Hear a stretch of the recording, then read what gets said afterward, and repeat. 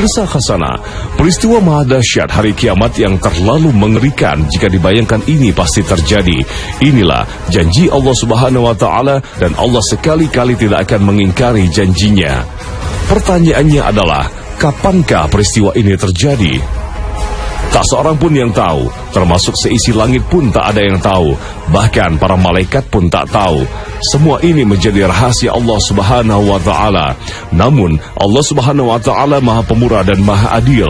Sebelum kiamat tiba, Allah Sang Pencipta terlebih dulu memberikan peringatan kepada manusia agar mereka tidak lalai dan menjadi durhaka. Karena terkadang manusia akan tergerak hatinya dan lebih fokus bila diberikan ancaman dan peringatan. Allah berfirman, "Hai manusia, bertakwalah kepada Tuhanmu, sesungguhnya kegoncangan hari kiamat itu adalah suatu kejadian yang sangat besar, dahsyat." Al-Quran Surah Al-Hajj ayat 1. Nabi kita Muhammad SAW mengingatkan kita agar dapat menjadi lebih waspada dan lebih menjadi taat dalam menjalankan kewajiban dan menjauhi segala larangan Allah sebelum jalan tersebut tertutup dengan tibanya hari kiamat. Nabi SAW mengingatkan, lekaslah kalian berbuat kebajikan sebelum datang 6 peristiwa: Dajjal, asap, binatang melata dari bumi, terbitnya matahari dari tempat tenggelamnya, kiamat dan kematian kalian. Hadis riwayat Muslim. Oleh karena itu, Allah Subhanahu wa Ta'ala memberikan tanda-tanda kapan peristiwa maha dahsyat itu akan terjadi. Tanda-tanda itu pun juga diberikan Allah secara bertahap agar kita selalu ingat akan Tuhan. Dari tanda-tanda itu kemudian para ulama membaginya dengan 2 bagian, tanda kecil dan tanda besar. Tanda-tanda ini sebenarnya hasil ijtihad para ulama semata dari dalil-dalil yang ada, karena baik ayat ataupun hadis yang mengungkap tanda-tanda itu tidak mengemukakan secara rinci. Menurut para ulama, tanda-tanda besar dekatnya hari kiamat terkumpul dalam hadis riwayat Muslim. Rasulullah SAW bersabda, "Sesungguhnya kiamat tidak akan tegak sampai kalian melihat sebelumnya 10 tanda-tanda, yaitu asap, Dajjal, binatang melata, matahari terbit dari tempat tenggelamnya, turunnya Isa bin Maryam, Ya'juj dan Ma'juj, 3 gerhana matahari, gerhana di arah timur, gerhana di arah barat, dan gerhana di Jazirah Arab. Dan tanda yang terakhir itu adalah api yang keluar dari negeri Yaman, yang akan menggiring semua manusia ke satu tempat mereka dikumpulkan." 10 peristiwa besar ini sebagiannya adalah tanda-tanda kiamat besar, yakni tanda-tanda muncul menjelang kehancuran dunia yang kita tumpangi saat ini. Akan tetapi, penyebutan Rasulullah SAW terhadap peristiwa secara satu persatu dalam hadis ini bukan berarti tanda-tanda itu terjadi sesuai urutan yang disebutkan dalam hadis. Mengapa? Karena masih banyak riwayat hadis lain yang menyebutkan tanda-tanda kiamat besar yang urutannya tidak sama urutan dalam hadis ini. Namun begitu, setelah meneliti sekumpulan riwayat hadis, Al-Hafidz Ibnu Hajar Al-Asqalani menjelaskan tanda besar yang akan terjadi lebih dahulu, bahwa peristiwa keluarnya Dajjal merupakan tanda besar yang paling awal. Tanda ini menampakkan perubahan keadaan secara global di seluruh bagian penjuru bumi. Perubahan ini akan berakhir hingga wafatnya Nabi Isa bin Maryam. Sedangkan terbitnya matahari dari tempat tenggelamnya adalah tanda besar yang paling utama. Tanda ini menampakkan perubahan global di langit. Perubahan langit akan berakhir hingga kiamat terjadi. Dari keterangan berbagai hadis Nabi SAW juga disimpulkan, keluarnya binatang melata dari bumi dimungkinkan akan terjadi pada saat matahari akan terbit dari tempat tenggelamnya. Maka dari itu, kemunculan Dajjal kelak di akhir zaman adalah awal dari perubahan dunia secara menyeluruh, terutama dalam persoalan agama. Pada saat itulah imam semua kaum muslim diuji dengan ujian yang paling berat.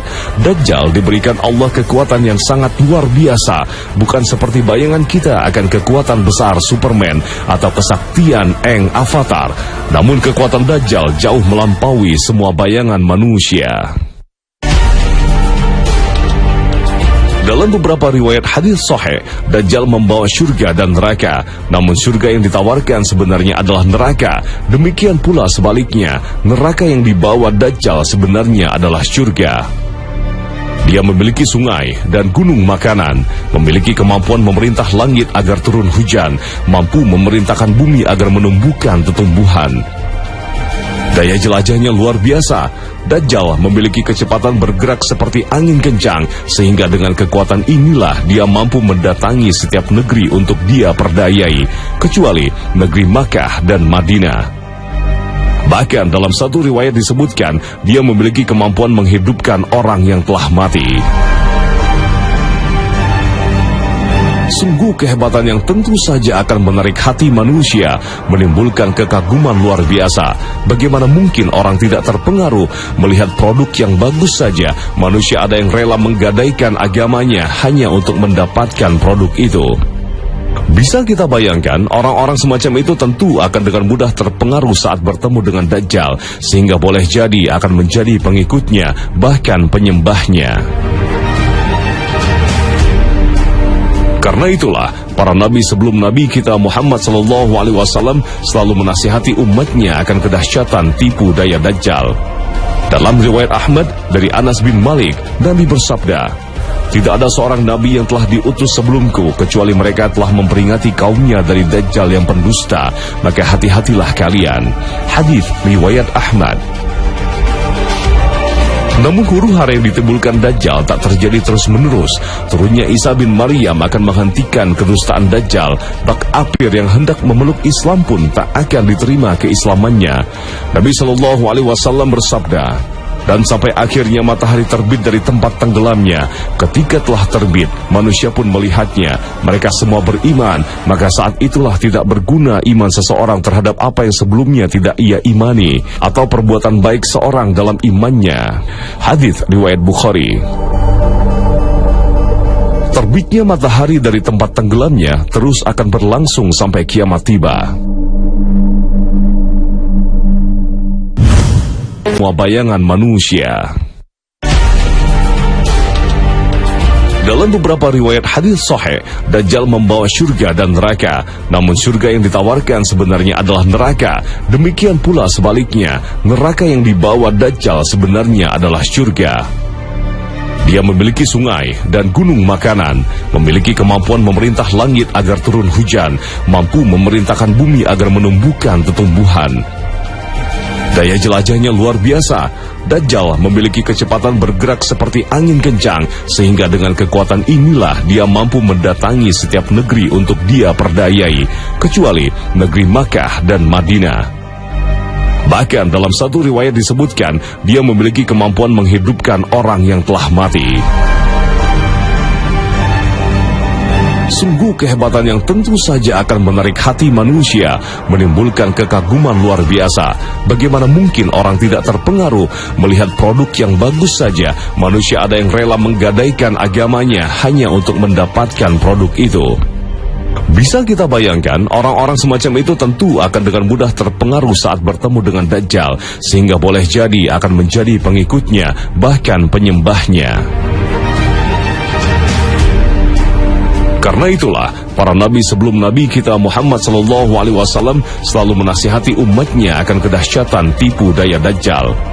Dalam riwayat Ahmad dari Anas bin Malik, Nabi bersabda, "Tidak ada seorang nabi yang telah diutus sebelumku, kecuali mereka telah memperingati kaumnya dari Dajjal yang pendusta, maka hati-hatilah kalian." Hadis riwayat Ahmad.